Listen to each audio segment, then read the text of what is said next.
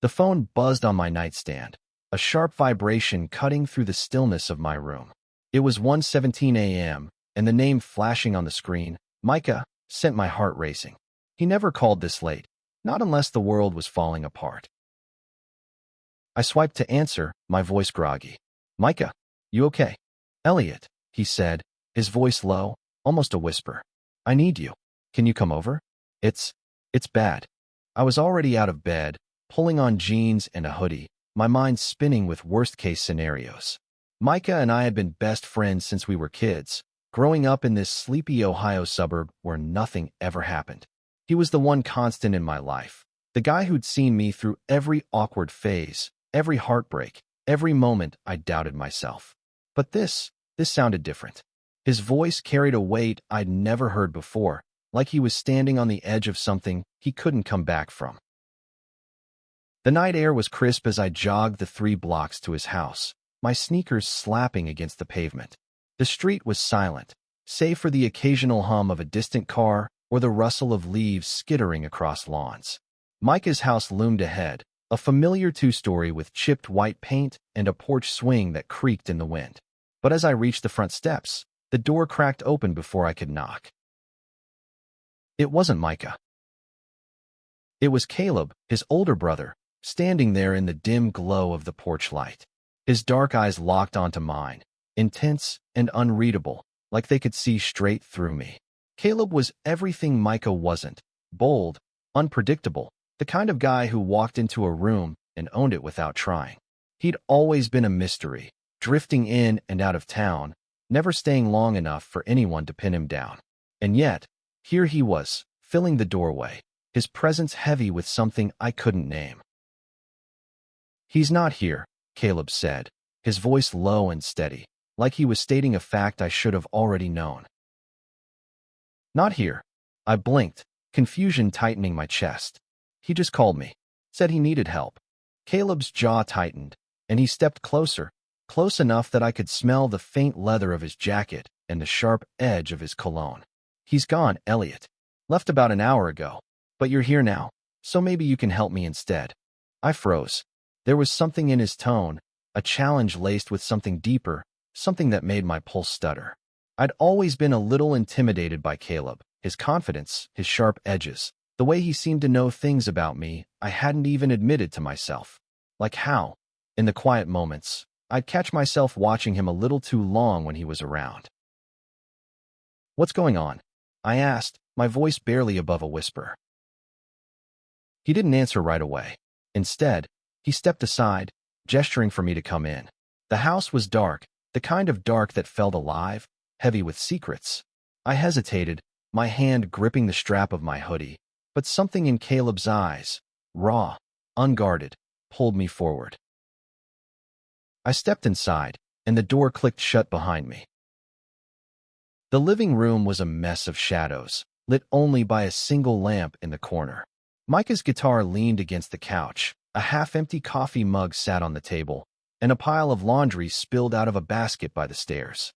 It was the same house I'd spent half my childhood in, but tonight it felt different, like the air itself was holding its breath. Caleb didn't sit. He paced, his boots scuffing the worn hardwood, his hands flexing at his sides like he was trying to keep something contained. I stood awkwardly by the couch, waiting for him to explain, but the silence stretched until it was unbearable. "Where's Micah?" I asked again, sharper this time. He sounded scared. "If he's in trouble, I need to know." Caleb stopped pacing and turned to face me. For a moment, he just looked at me, his expression caught somewhere between frustration and something softer, something that made my stomach twist. "He's not in trouble," he said finally. "Not the kind you're thinking. He's just running, like he always does when things get heavy." "Running from what?" I pressed, stepping closer despite the warning bells in my head. Caleb's eyes flickered, and for the first time, I saw a crack in his armor, a flash of vulnerability that didn't belong on someone like him. "From himself," he said quietly. "From who he is. From what he feels." My breath caught. I knew Micah better than anyone, or so I thought. We'd shared everything, late-night talks about our dreams, our fears, the way the world seemed to weigh heavier on us than it did on other kids. But lately, He'd been distant, pulling away in ways I couldn't explain. And now, standing here with Caleb, I felt like I was on the verge of understanding something I'd been blind to for years. "What does that mean?" I asked, my voice trembling. "What's he running from?" Caleb took a step toward me, closing the distance until we were only a foot apart. His gaze was steady, unflinching, and it pinned me in place. "You really don't see it, do you?" he said, almost to himself. "All this time, and you still don't see it." "See what?" I snapped, frustration bubbling up. "Stop talking in riddles, Caleb. If Mike is not here, why am I? Why did you let me in?" He didn't answer right away. Instead, he reached out, his hand hovering near my arm, like he wanted to touch me but wasn't sure he should. The air between us crackled, electric and dangerous. "Because," he said finally, his voice barely audible, "I've been waiting for a reason to talk to you. And tonight, I'm done waiting." My heart stopped. I didn't know what he meant, not exactly, but the way he was looking at me, like I was the only thing in the world that mattered, made it impossible to think straight. I opened my mouth to say something, anything, but before I could, Caleb turned and headed for the stairs. "Come with me," he said over his shoulder. "There's something you need to see." I should have left. I should have walked out, called Micah again, figured out what the hell was going on.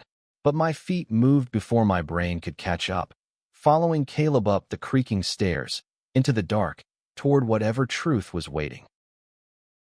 The upstairs hallway was a tunnel of shadows, the kind that made every creak of the floorboards feel like a warning. Caleb moved ahead of me, his silhouette sharp against the dim lights spilling from a room at the end of the hall. My pulse thundered in my ears, each step pulling me deeper into something I wasn't sure I was ready for. He stopped at Micah's bedroom door and pushed it open. The room was a time capsule of our childhood. Posters of indie bands plastered on the walls, a cluttered desk with sketchbooks and guitar picks, a faded quilt on the bed that his mom had made when we were kids.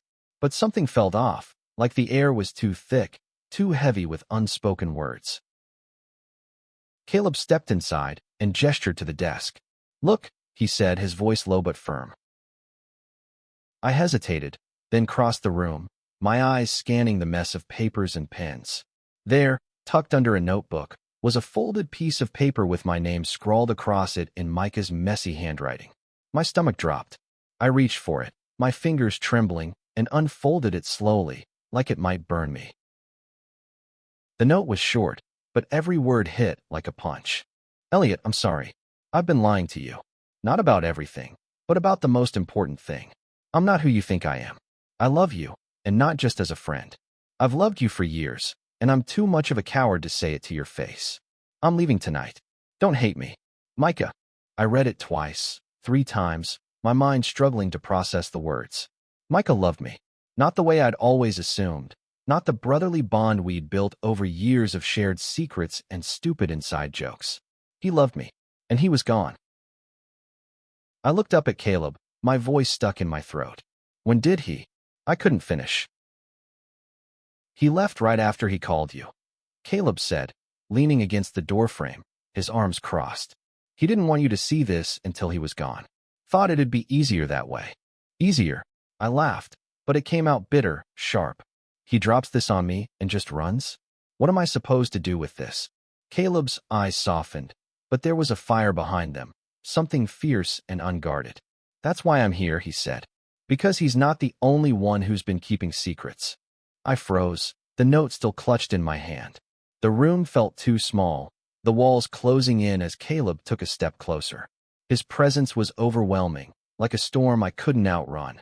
I'd always noticed him. How could I not? He was magnetic, the kind of person who made you feel alive just by standing in the same room. But I'd buried those thoughts, locked them away because he was Micah's brother, because I was Micah's best friend, because I didn't even know what I wanted. Until now. "What are you saying?" I asked, my voice barely above a whisper. Caleb's jaw clenched, like he was fighting some internal battle. Then, without warning, he closed the distance between us, his hand brushing against mine as he took the note from my fingers. His touch sent a jolt through me, electric and terrifying. "I'm saying," he said, his voice low and raw, that I've been watching you for years, Elliot. Watching you and Micah dance around each other, pretending you didn't feel what you both felt. And I'm tired of standing on the sidelines. My breath hitched. This wasn't happening. It couldn't be. But the way Caleb was looking at me, the way his voice trembled with something real, something desperate, told me it was. I don't understand, I said, shaking my head. You're saying, you and me? But Micah's gone. Caleb cut in, his voice sharp but not cruel. He made his choice. He couldn't handle this, couldn't handle you. But I can. The words hung in the air, heavy and dangerous. I wanted to argue, to tell him he was wrong, that Micah would come back, that this was all a mistake. But deep down, I knew it wasn't. Micah's note had cracked something open inside me, something I'd been ignoring for too long. And now, standing here with Caleb, I felt it stirring, a truth I wasn't ready to face, but couldn't turn away from. Caleb, I started, but he shook his head, stepping even closer. Don't, he said softly. Don't say anything yet. Just, let me show you something. He turned and pulled a small, worn journal from the desk drawer. It was old, the leather cover cracked and faded, the pages yellowed at the edges. He handed it to me, his fingers brushing mine again, and I felt that same jolt, stronger this time. This is mine, he said. I wrote it when I was younger, when I first realized I wasn't like everyone else.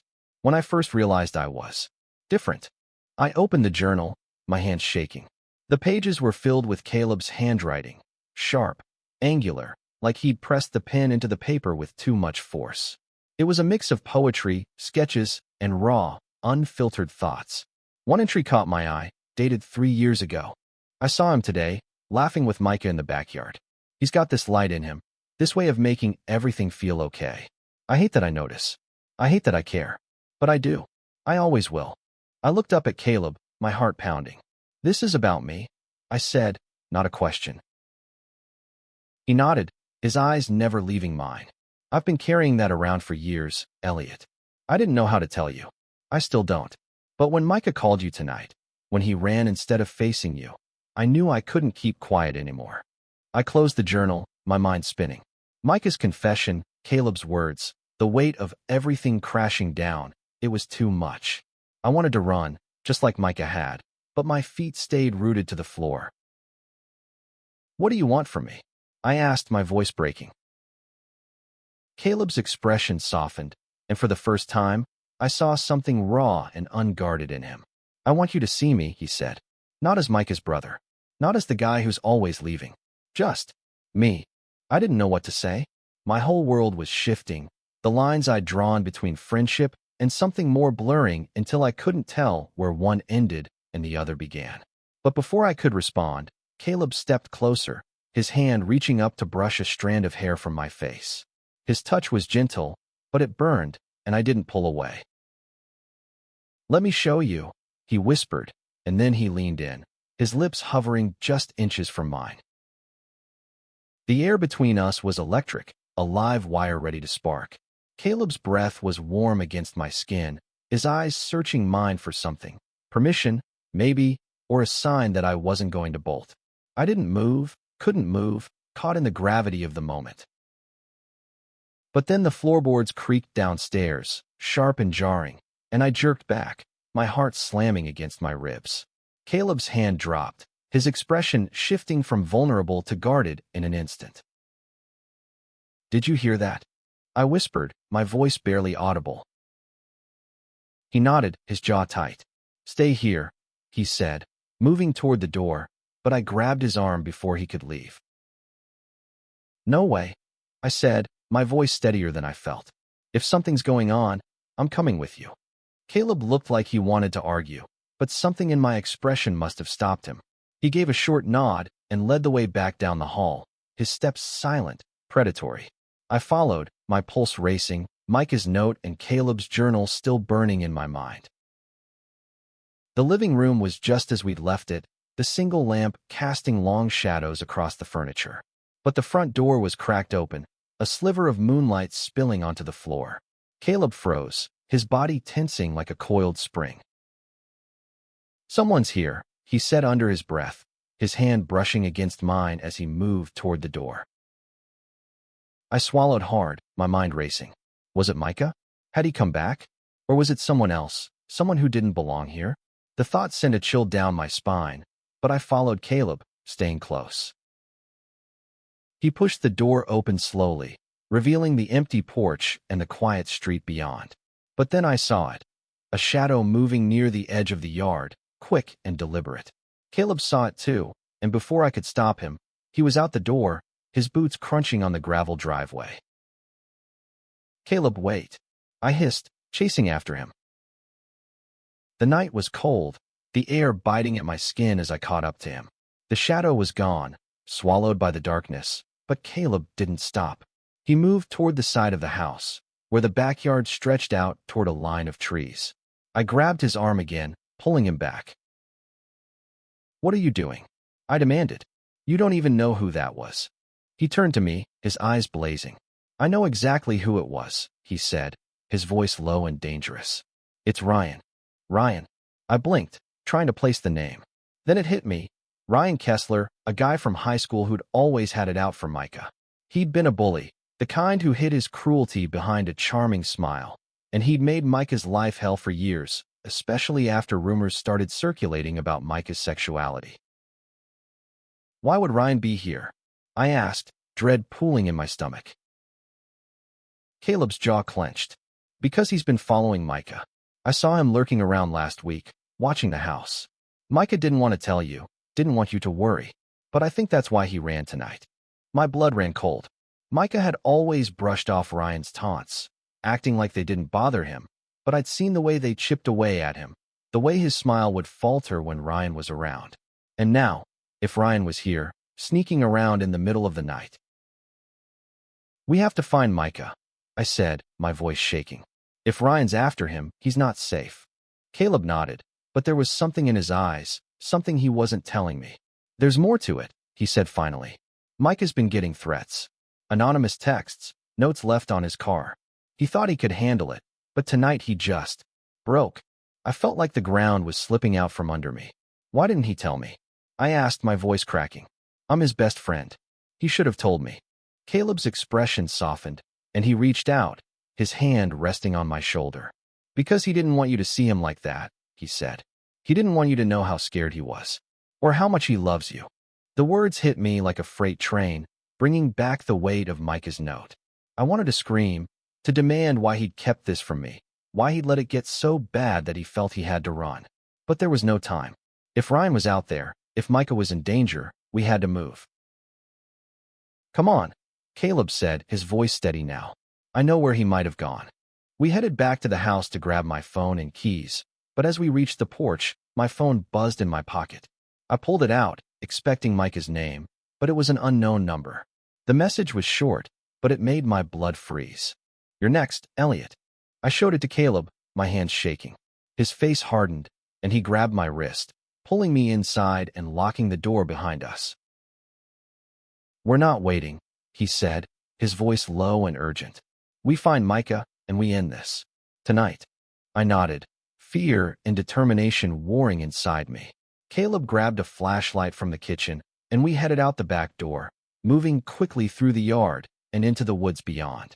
The trees closed in around us, their branches clawing at the sky, and every rustle made my heart jump. As we moved deeper into the woods, Caleb stayed close, his presence a steady anchor in the chaos. I couldn't stop thinking about Micah, where he was, what he was feeling, why he hadn't trusted me with the truth. And then there was Caleb, who'd been carrying his own secrets, his own feelings, for years. We reached a clearing, a place Micah and I used to come to as kids, where we'd build forts and tell stories under the stars. It was empty now, but there was a fresh footprint in the dirt, too big to be Micah's. Caleb crouched down, shining the flashlight on it, his expression grim. "He's been here," he said, "and he's not alone." My stomach twisted. "What do we do?" Caleb stood, his eyes meeting mine. "We keep going," he said. "For Micah. For you." And then, before I could respond, he took my hand, his grip firm and warm, and pulled me forward into the dark. The woods were a maze of shadows, the flashlight beam cutting through the darkness like a blade. Caleb's hand was still wrapped around mine, his grip steady but tight, like he was afraid I'd slip away if he let go. Every snap of a twig, every whisper of wind, made my nerves scream, but I kept moving, driven by the thought of Micah out here alone, hunted by someone like Ryan. We followed the trail of footprints, faint but unmistakable, leading deeper into the forest. Caleb moved with purpose, his eyes scanning the ground, the trees, the shadows. I'd always thought of him as reckless, the kind of guy who dove into things without looking back, but now I saw something else: focus, determination, a quiet strength that made me feel safer than I had any right to feel. "Do you think he's okay?" I asked, my voice barely above a whisper. Caleb didn't look at me, his gaze fixed on the path ahead. "Mike is tougher than he looks," he said. "But he's scared. He's been scared for a long time." I swallowed hard, the weight of Micah's note pressing against my chest. I'd spent years thinking I knew him, every corner of his heart, but I'd missed this, his fear, his feelings, the truth he'd buried so deep it had driven him away. And now, with Caleb leading me through the dark, I couldn't shake the feeling that I'd missed something about him too. The trail led to a small creek, the water glinting under the moonlight. The footprints stopped at the edge, disappearing into the mud. Caleb crouched down, shining the flashlight across the bank, his brow furrowed. "He crossed here," he said, pointing to a faint smear of dirt on a rock. "But someone else did too." "Ryan?" I asked, my voice trembling. Caleb nodded, his expression grim. "He's not far behind him. We need to move." We waded through the creek, the cold water soaking through my sneakers, biting at my skin. On the other side, the trees thinned, opening into a small clearing where an old hunting cabin stood, its roof sagging and its windows dark. Micah and I had found it years ago, a forgotten relic we'd claimed as our own, a place to escape when the world felt too heavy. Caleb slowed, his hand tightening around mine. "He's here," he said, his voice low. "I can feel it." I opened my mouth to respond, but a faint sound stopped me, a muffled sob, coming from inside the cabin. My heart lurched, and I broke free from Caleb's grip, running toward the door before he could stop me. "Elliot, wait," he hissed, but I was already there, pushing the door open with a creak that echoed in the silence. The inside of the cabin was dark, the air thick with the smell of damp wood and mildew. My eyes adjusted slowly, picking out the shape of someone curled up in the corner, knees drawn to their chest. "Micah," I called softly, my voice shaking. The figure stirred, and Micah's face came into view, pale and streaked with tears. He looked up at me, his eyes wide with fear and something else, relief, maybe, or shame. "Elliot," he whispered, his voice breaking. "You shouldn't be here." I crossed the room in 2 steps, dropping to my knees in front of him. "What the hell, Micah? You call me in the middle of the night, leave me that note, and then you just disappear? What's going on?" He shook his head, his hands trembling as he clutched his knees. "I couldn't do it," he said. "I couldn't face you. Not after everything." Caleb stepped into the cabin behind me, his flashlight sweeping the room. "We don't have time for this," he said, his voice sharp. "Ryan's out there, Micah. He's been following you.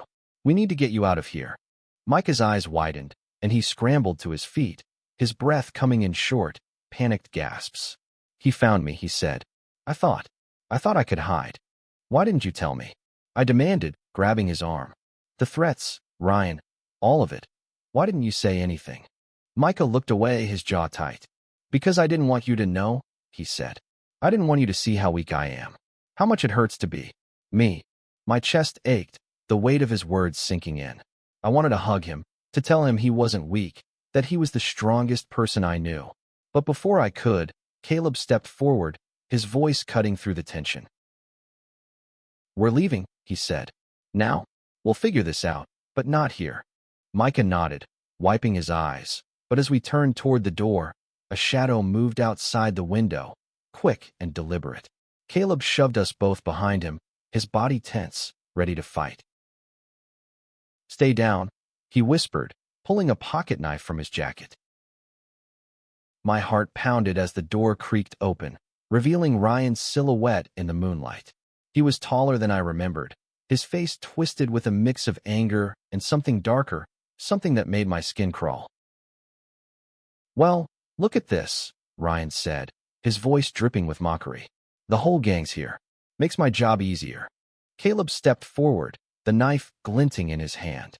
"Back off, Ryan," he said, his voice low and dangerous. "This ends now." Ryan laughed, a cold, hollow sound.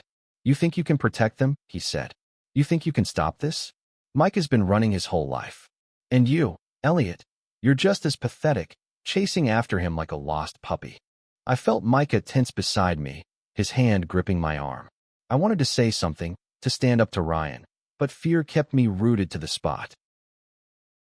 Caleb didn't hesitate. He lunged forward, grabbing Ryan by the collar and shoving him against the wall. "You don't get to talk to them like that," he growled. "You don't get to touch them." For a moment, I thought it was over. But then Ryan moved, faster than I expected, twisting out of Caleb's grip and swinging a fist. Caleb dodged, but the knife clattered to the floor, and suddenly they were grappling, a blur of fists and fury. "Micah, run!" I shouted, pulling him toward the door. But Micah didn't move. He stood frozen, his eyes locked on Caleb and Ryan, his face pale. "I can't," he whispered. "I can't keep running." And then, before I could stop him, he dove into the fight, grabbing Ryan's arm and pulling him back. It was chaos, the three of them struggling in the dark, and I didn't know what to do, didn't know how to stop it. But then I saw the knife, glinting on the floor. I grabbed it, my hands shaking, and shouted, "Stop!" They froze, all three of them, their eyes turning to me. And in that moment, I knew nothing would ever be the same. The knife trembled in my hand, its weight heavier than it should have been. Ryan's eyes locked onto mine, a twisted smirk curling his lips, while Caleb and Micah stood panting, their faces bruised and tense. The air in the cabin was thick, charged with fear and fury, and I felt like I was standing on the edge of a cliff, one wrong move away from falling. "Put it down, Elliot," Ryan said, his voice low, mocking. "You're not going to do anything with that. You're not like them." My grip tightened, the blade catching the moonlight. I wasn't a fighter, never had been, but the way Ryan looked at Micah, like he was prey, lit something inside me. "Get out," I said, my voice steadier than I felt. "Leave him alone." Ryan laughed, stepping closer, his hands raised like he was daring me. "Or what? You gonna stab me? For him?" He jerked his head toward Micah, his sneer cutting deeper than any blade could. Caleb moved before I could respond, shoving Ryan back with a force that rattled the cabin walls. He said, "Get out," Caleb growled, his voice a low rumble. "You don't belong here." Ryan stumbled but caught himself, his smirk fading into something darker. "You think you're heroes?" he spat. "You're nothing. Micah's a coward, and you're both just chasing his scraps." Micah flinched, his shoulders hunching like Ryan's words had physically struck him. I wanted to reach for him, to tell him he was wrong, but Caleb was already moving, his fist connecting with Ryan's jaw in a sickening crack. Ryan hit the floor, groaning, and for a moment, I thought it was over. But then Ryan lunged, tackling Caleb to the ground. They rolled across the floor, a tangle of limbs and curses, and I shouted, "Stop it!" Micah grabbed my arm, his eyes wide with panic. "Elliot, we have to go," he said, his voice shaking. "This isn't worth it." I shook him off, my heart pounding. "No," I said. "We're not running. Not anymore." I dropped the knife and threw myself into the fray, pulling Ryan off Caleb with every ounce of strength I had. He was heavier than me, stronger, but I didn't care. All I could think about was Micah, the fear in his eyes, the note he'd left, the years he'd spent hiding who he was because of people like Ryan. We stumbled back, Ryan's elbow catching my cheek, sending a burst of pain through my face. But Caleb was on his feet now, grabbing Ryan's arms and pinning them behind his back. "Enough," Caleb said, his voice cold and final. "You're done." Ryan struggled, but Caleb was stronger, his grip unrelenting. Micah stepped forward, his face pale but resolute. "Why?" he asked, his voice breaking. "Why do you hate me so much?" Ryan's eyes narrowed, his breath ragged. "Because you're weak," he spat. You think you can just be like that, and no one's gonna care? The world doesn't work that way, Micah. Micah's jaw tightened, and for the first time, I saw something shift in him. Something fierce, something unbroken. Maybe it doesn't, he said quietly. But I'm not hiding anymore. Not from you. Not from anyone. Ryan opened his mouth to respond, but Caleb shoved him toward the door. Get out, he said. And if you come near him again, you'll regret it. Ryan glared at us, his chest heaving, but he must have seen something in Caleb's eyes, because he turned and stumbled out into the night, disappearing into the trees. The cabin was silent, the only sound our ragged breathing. I sank to the floor, my cheek throbbing, my hands shaking from the adrenaline. Micah dropped to his knees beside me, his eyes searching my face. I'm sorry, he whispered. I didn't want you to get hurt. I didn't want any of this. I reached for his hand, squeezing it tightly. You don't have to apologize, I said. But you can't keep running. You can't keep hiding from me. He nodded, tears welling in his eyes. I know, he said. I didn't know how to tell you. I didn't know if I'd what? I asked, my voice soft. If you'd feel the same, he said, his voice barely audible. My heart twisted.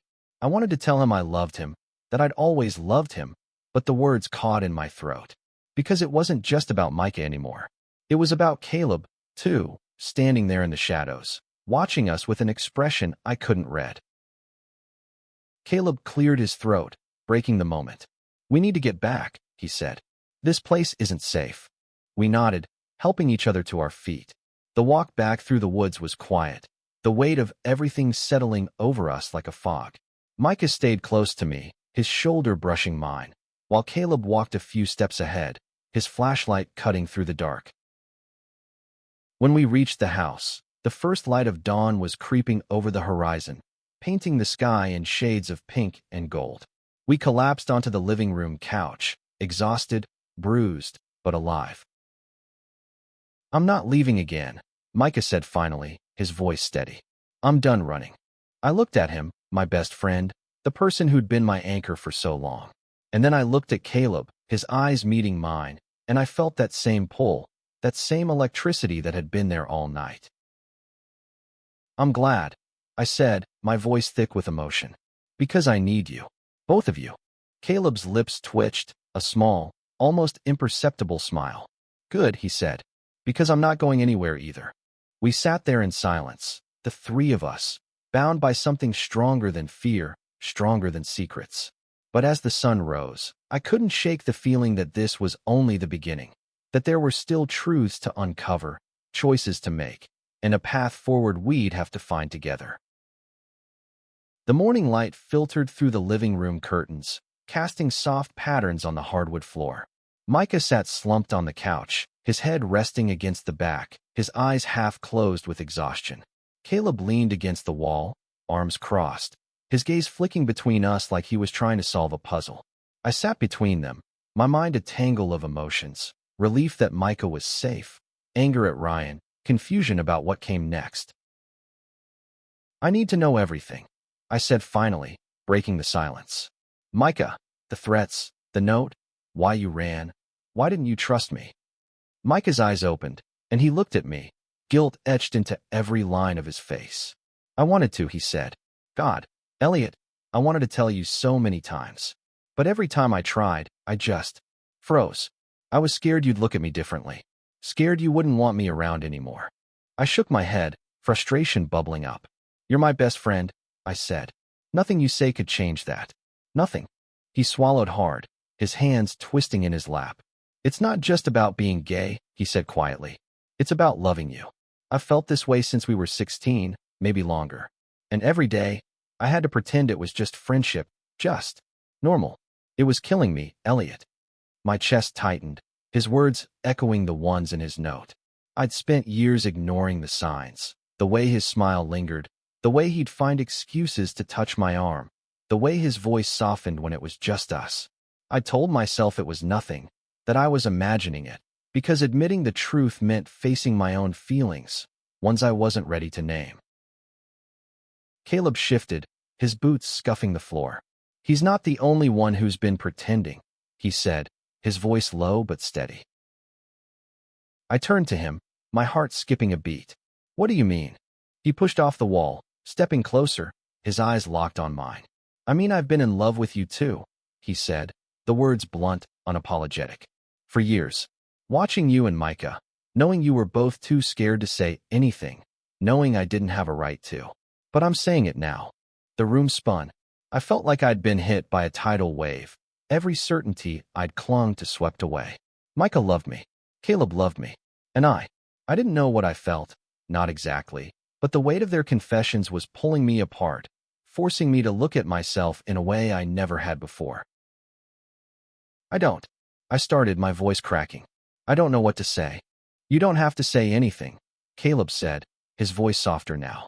Not yet, but you need to know the truth. You deserve that much. Micah looked at Caleb, his expression a mix of gratitude and pain. You knew, he said quietly.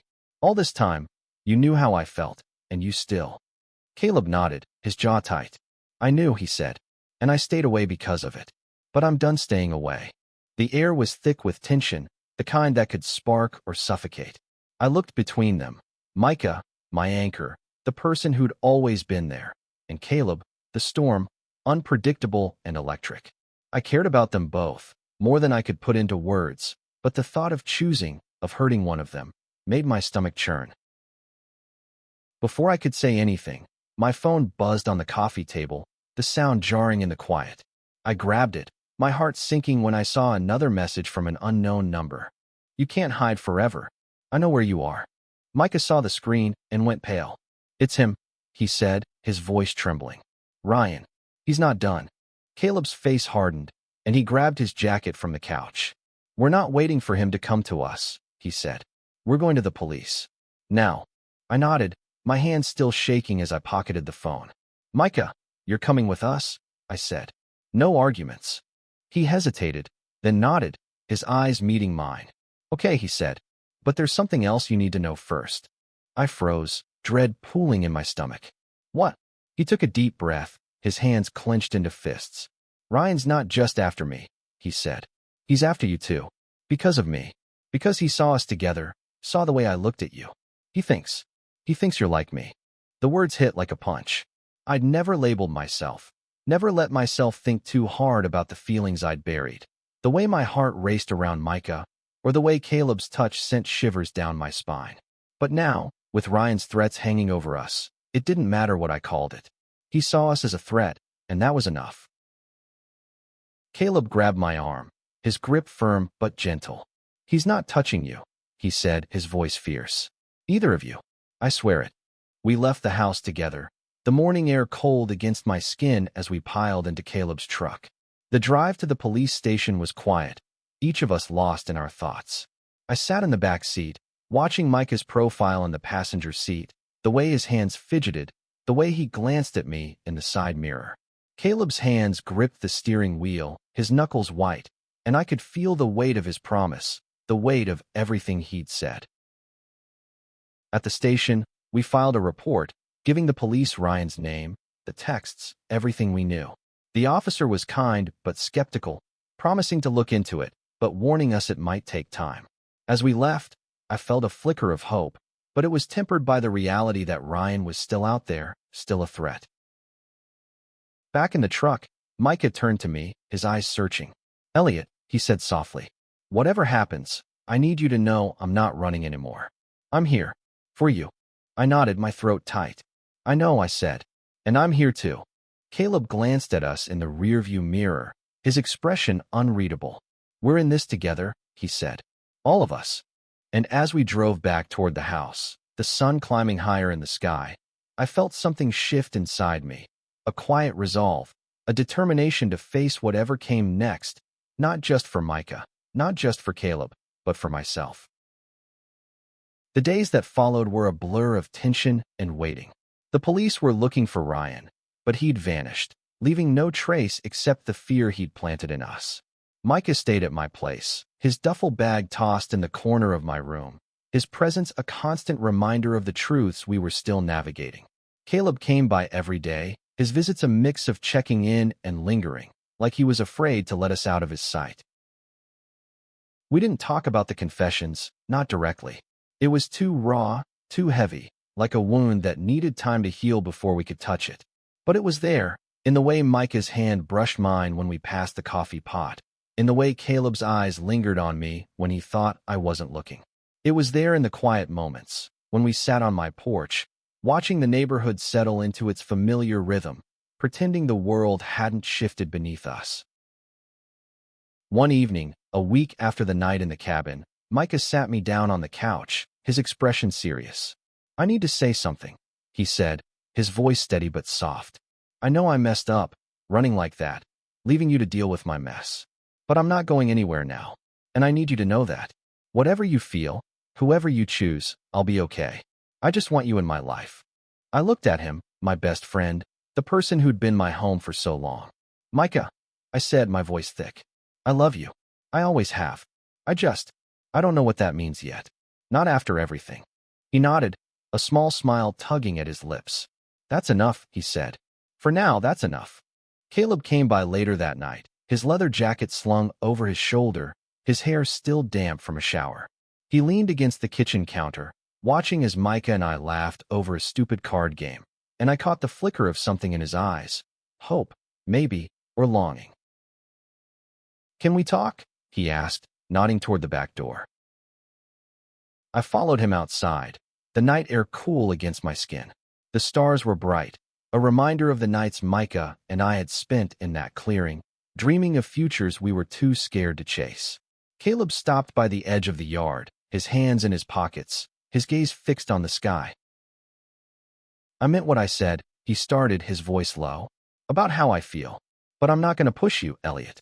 You've got enough to figure out without me making it harder." I stepped closer, my heart pounding.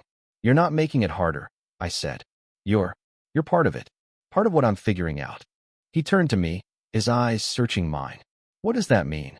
I took a deep breath, the words coming slowly, carefully. "It means I care about you," I said. "More than I realized. More than I know what to do with. And I care about Micah too. I don't know how to choose, or if I even have to. But I know I don't want to lose either of you." Caleb's expression softened, and he reached out, his hand resting on my cheek, his thumb brushing against my skin. "You don't have to choose," he said. "Not now. Maybe not ever. We've got time." I leaned into his touch, the warmth of it grounding me. For the first time, I let myself feel it, the possibility, the hope, the terrifying beauty of loving them both in different ways, for different reasons. A week later, the police called. They'd found Ryan, picked him up on an unrelated charge in a neighboring town. He wasn't coming back, not for a while. The relief was overwhelming, but it didn't erase the scars he'd left, the fear that had forced us to face our truths. Micah started therapy, talking through the years of hiding, the weight of being himself in a world that wasn't always kind. Caleb stuck around, taking a job at a local garage, his presence a steady anchor in our lives. And me, I started to let myself feel, to explore the parts of myself I'd buried, the parts that loved Micah's quiet strength, Caleb's fierce passion, and the person I was becoming because of them. One night, the three of us sat on my porch, sharing a pizza and a six-pack, the air filled with laughter and the kind of ease we hadn't felt in weeks. Micah leaned his head on my shoulder, and Caleb's hand rested on my knee, and for the first time, I didn't feel torn. I felt whole. We weren't perfect. We didn't have all the answers. But we had each other, and that was enough. It was more than enough. As the stars blinked above us, I realized that love wasn't about choosing one path, one person, one truth. It was about finding a way to hold them all, to let them coexist in the messy, beautiful chaos of who we were. And in that moment, with Micah's warmth beside me and Caleb's steady gaze across from me, I knew we'd figure it out, together.